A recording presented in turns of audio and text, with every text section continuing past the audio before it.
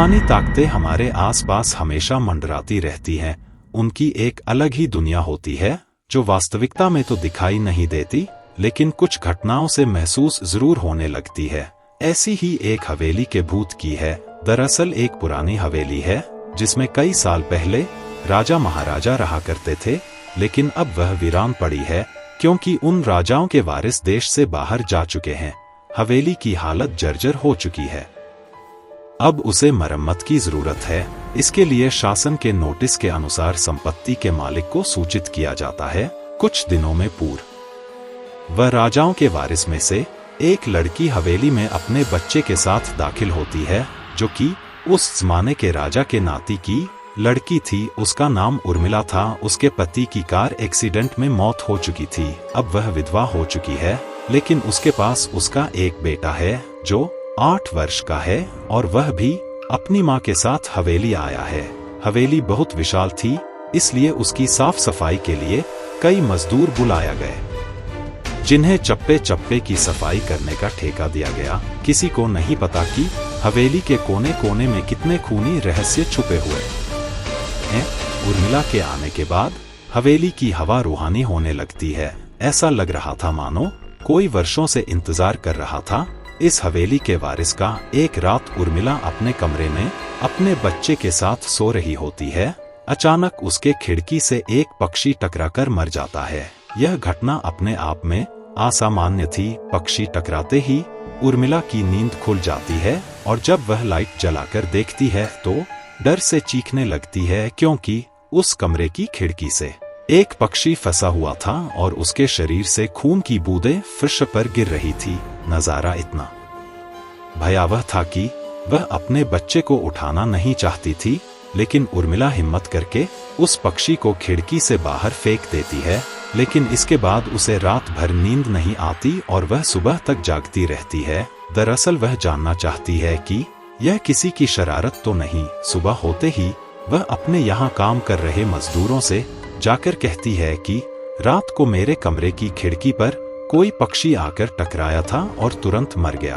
क्या तुम लोगों में से किसी ने यह हरकत की है? क्योंकि पक्षी खुद ब खुद तो खिड़की से नहीं टकरा सकता। मजदूर कहते हैं, नहीं, हमने तो खिड़की से नीचे किसी पक्षी को मरा हुआ नहीं देखा। हम तो अभी वहां से चले आ रहे हैं और जब सभी जाकर देखते हैं तो वहां वह पक्षी नहीं होता। उर्मिला घबराने लगती है कि यह क्या? यहाँ तो पक्षी होना चाहिए या कम से कम खून की कुछ बूंदें दिखनी चाहिए, लेकिन यहाँ पर पक्षी का एक पंख तक नहीं पड़ा हुआ। उर्मिला सभी मजदूरों को कहती है कि हवेली में बहुत सी कीमती चीजें और मूर्तियां हैं, संभाल के साफ सफाई करना। मजदूर अपने अपने काम में लग जाते हैं। उर्मिला अपने बच्चे के साथ कमरे में टीवी देख रही होती है कि अचानक हवेली की छत से एक मजदूर नीचे गिरता है। उर्मिला को अचानक लोगों की आवाज सुनाई देती है। वह भागकर खिड़की से नीचे देखती है तो एक मजदूर की लाश पड़ी होती है। उर्मिला कमरे से नीचे आती है और इसके गिरने का कारण पूछती है। लोगों के जवाब अलग अलग होते हैं। कोई कह रहा होता है कि इसने खुद आत्महत्या की है और कोई कह रहा था कि यह गलती से गिर गया है। सभी के दावे अलग थे, लेकिन उर्मिला को कुछ अनकही बातें सुनाई दे रही थी। उर्मिला के कान में अचानक एक आहट के साथ आवाज आती है, अपने बच्चे को बचा सकती है तो बचा ले। उर्मिला यह वाक्य सुनते ही अपने कमरे की तरफ भागने लगती है, क्योंकि कमरे में उसका बच्चा अकेला टीवी देख रहा होता है। जैसे ही उर्मिला कमरे में पहुंचती है तो उसका बेटा खिड़की से कूदने वाला ही होता है कि उर्मिला उसका पैर पकड़ लेती है और वह खिड़की से लटक जाता है।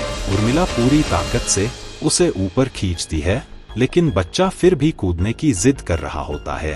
उर्मिला किसी कदर अपने बच्चे को काबू में करती है और कमरे के बाहर आ जाती है और वह मजदूरों से पूछती है, बताओ क्या है इस हवेली में, क्योंकि ये बच्चा तो ऐसा नहीं कर सकता और अभी यह सब जो हो रहा है कुछ अलग ही चल रहा है। तभी एक बूढ़ा मजदूर उर्मिला से कहता है, बेटी ज्यादा जानना हो तो अपने पूर्वजों की कहानी पढ़ो, तभी तुम्हें इस हवेली का इतिहास पता चलेगा। इस हवेली की कहानी की किताब इसी गांव के सरपंच के घर में रखी होती है, जो कि बहुत साल पहले मर चुके थे, लेकिन अब भी उनके बेटों के पास वह किताब मौजूद थी। उर्मिला सरपंच के घर पहुंचती है और किताब ले लेती है। किताब पढ़ते ही उसे पता चलता है कि इस हवेली में एक नौकर नौकरानी भी थे, जिनके बीच में बहुत प्यार था और वह कई सालों से हवेली की सेवा कर रहे थे। लेकिन एक बार रानी के शाही गहने चोरी हो गए और उसके शंका में राजा ने नौकरानी को चोरी की सजा दी और उसे जिंदा दफना दिया गया। उसके गम में उसके पति ने भी अपनी जान दे दी और उसके 1 महीने बाद ही उस राजा ने अपनी ही तलवार अपने गले में घुसेड़कर आत्महत्या कर ली। उसके बाद छोटे मोटे हादसे हवेली में होने लगे, जिस वजह से यह हवेली हमेशा के लिए बंद कर दी गई। कई सालों के बाद वहां कोई आया है, जिससे वहां रहने वाली आत्माओं को मौका मिल गया फिर से बदला लेने का। उर्मिला हवेली का रहस्य जानकर यहाँ से जाना चाहती है, क्योंकि उसे अपने बच्चे की चिंता है। इसलिए वह रात में ही कार लेकर एयरपोर्ट के लिए निकल जाती है। अचानक रास्ते में उसकी कार का एक्सीडेंट हो जाता है और कार पलटकर उल्टा हो जाती है, लेकिन दोनों को कोई नुकसान नहीं होता। उर्मिला अपने बच्चे को बाहर निकाल लेती है और सुनसान सड़क पर भागने लगती है। रास्ते में उसे एक कार आते दिखाई देती है और कार रोकने के लिए उर्मिला सड़क के बीच में खड़ी हो जाती है और अपनी मदद के लिए चिल्लाने लगती है। तभी अचानक कार वाला आकर कार का ब्रेक लगा देता है। उर्मिला पास जाकर देखती है तो उसकी हिम्मत बढ़ जाती है, क्योंकि यह एक पुलिस ऑफिसर होता है। उर्मिला हड़बड़ाहट में उसे अपनी बात कहती है और रोने लगती है। पुलिस ऑफिसर उन्हें अपनी गाड़ी में बैठने को कहते हैं और रोड में जाने लगते हैं। रास्ते में एक बूढ़ा सड़क पर जा रहा होता है और इनकी कार के सामने आते ही रोड पर गिर जाता है। पुलिस ऑफिसर गाड़ी से उतरकर उस व्यक्ति को देखते हैं। बूढ़ा व्यक्ति बेहोश हो चुका था। पुलिस ऑफिसर उसे गोद में उठाकर अपनी गाड़ी में पीछे बैठा देता है और अस्पताल के लिए चलने लगते हैं। अचानक उस बूढ़े व्यक्ति का हाथ पीछे से पुलिस ऑफिसर की गर्दन तक पहुंच जाता है।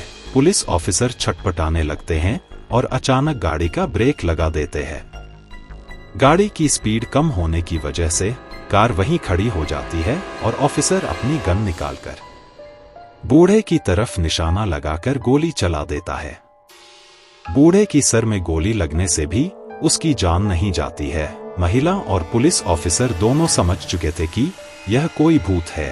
भूत को देखते ही उर्मिला अपने बच्चों को लेकर बाहर निकल जाती है और इसी बीच पुलिस ऑफिसर भूत की पकड़ से अपने आप को छुड़ाने में कामयाब हो जाते हैं।